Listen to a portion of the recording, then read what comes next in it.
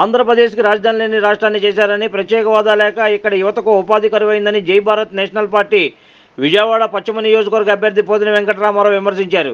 జై Bharat national party పశ్చిమ MLA అభ్యర్థి పోతిన వెంకటరామారావు ఆదివారం విజయధరపురం తదితర ప్రాంతాల్లో పర్యటిస్తూ ప్రజలకు తమ పార్టీ ఏం చేయబోతుందో వివరిస్తూ బ్యాటరీ టార్చ్ ప్రచారం చేశారు. ఈ సందర్భంగా కార్నర్ మీటింగుల్లో పోతిన రాము మాట్లాడుతూ ఆంధ్రప్రదేశ్ రాజకీయాలని కేంద్ర పెత్తనంతో సాగుతున్నాయని విమర్శించారు. అంతా కలిసి రాష్ట్ర ప్రయోజనాలను కేంద్రం వద్ద తాకట్టు పెట్టేస్తున్నారని, దీనికి ప్రత్యామ్నాయంగానే జై భారత్ నేషనల్ పార్టీ ఎన్నికల బరిలో దిగిందని పోతిన వెంకటరామారావు చెప్పారు. విజయవాడకు వచ్చిన ప్రధాని మోదీ ఏం చేశారని, ఆంధ్రప్రదేశ్కు ఆయన ఆధ్వర్యంలో జరిగిన అన్యాయం సరిపోదా అని ఆయన ప్రశ్నించారు. ముస్లిం రిజర్వేషన్ల రద్దు చేస్తామనడం అన్యాయం కాదా, శంకుస్థాపన చేసిన అమరావతి రాజధానిని మార్చడం దారుణం కాదా అని నిలదీశారు. ఇప్పుడు ఎన్నికల ప్రచారం పేరుతో రాష్ట్రానికి వస్తున్న మోదీజీకి వీటన్నిటిపై సమాధానం చెప్పాలని ఆయన ప్రశ్నించారు. వెంకటరామారావు, జై భారత్ నేషనల్ పార్టీ విజయవాడ పశ్చిమ ఎమ్మెల్యే అభ్యర్థిగా నేను పోటీ చేస్తూ ఉన్నా. విజయవాడ పశ్చిమ నియోజకవర్గానికి మరి ఇది జేడి లక్ష్మణ గారి పార్టీ నుంచి పోటీ చేస్తూ ఉన్నా, జై భారత్ నేషనల్ పార్టీ నుంచి పోటీ చేస్తూ ఉన్నా.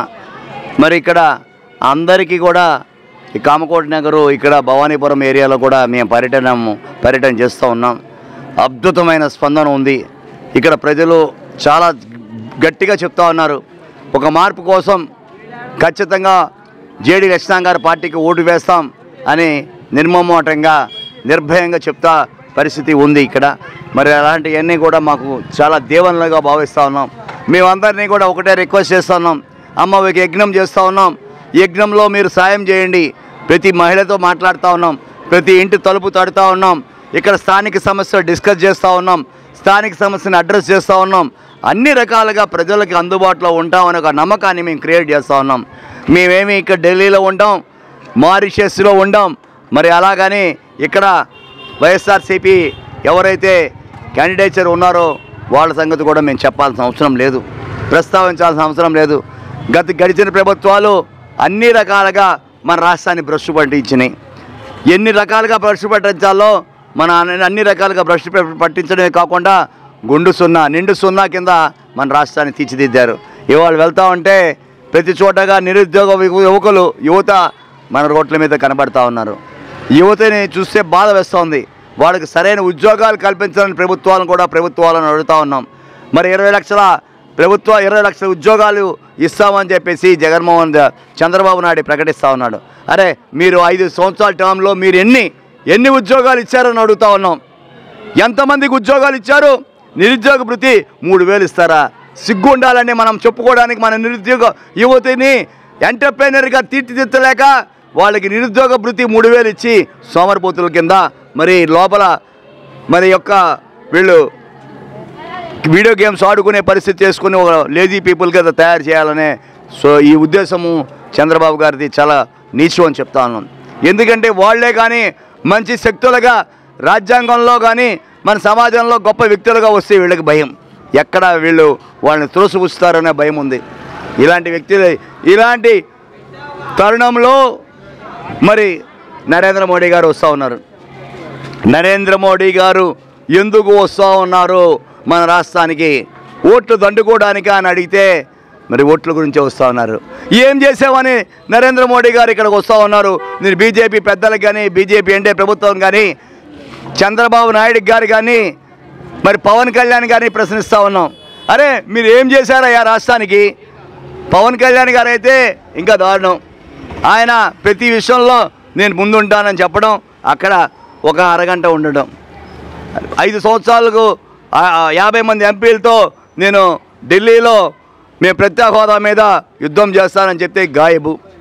ఇక్కడ మన అమరావతి రైతుల దగ్గరికి వెళ్ళి 20 రోజుల్లో నేను మన నిర్ణయం తీసుకుంటారు అని గట్టిగా చెప్పి గాయబు. విశాఖపట్నం స్టీల్ ప్లాంట్ 15 రోజుల్లో చెప్పిన మాట గాయబు. ఇలాగా అన్సర్టనిటీ ఉన్న వ్యక్తి, అన్స్టెబిలిటీ ఉన్న వ్యక్తి పవన్ కళ్యాణ్ గారు అని చెప్తా ఉన్నాం. ఆయనకి ఎక్కడ స్టెబిలిటీ లేదు. ఈరోజు ప్రతి చోట కూడా వాళ్ళు కనీసం వాళ్ళకున్న గుర్తును కూడా, గ్లాస్ గుర్తును కూడా తెచ్చుకోలేకపోయారంటే ఏంటి ఆయన యొక్క స్టాండిటీ ఏంటి అని అడుగుతా ఉన్నాం.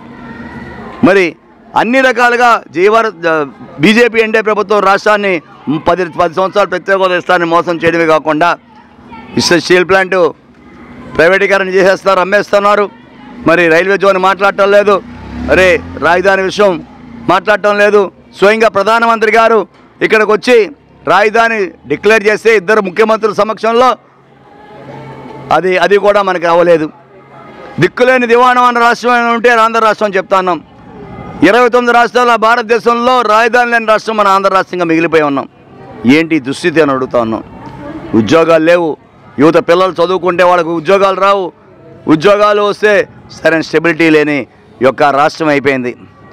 మొత్తం నరేంద్ర మోడీ గారు ఇవన్నీ చూడాలా.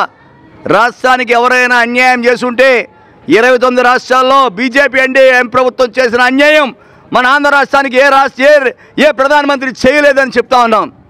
ఇది ఖచ్చితంగా తగిన మూల్యం చెల్లించుకుంటారు. బీజేపీ ఎన్డీఏ కూటమి తప్పనిసరిగా తగిన మూల్యం చెల్లించుకుంటారని చెప్తూ మీ అందరికీ ఒకటి తెలియజేస్తా ఉన్నాం. వైసీపీకి ఓటు వేసినా, టీడీపీకి ఓటు వేసినా, జనసేనకు ఓటు వేసినా అన్ని ఓట్లు కూడా మన రాష్ట్రాన్ని తీవ్రంగా అన్యాయం చేసిన భారతీయ జనతా పార్టీకి వెళ్తూ ఉన్నాయి. ఎందుకంటే వైసీపీ బీజేపీ ఎన్డీఏ ప్రభుత్వానికి మద్దతు తెలుపుతోంది అన్ని విషయాల్లో పార్లమెంట్లో. మరి టీడీపీ కూటమి కూడా బీజేపీ ఎన్డీఏ ప్రభుత్వానికి మద్దతు తెలుపుతోంది.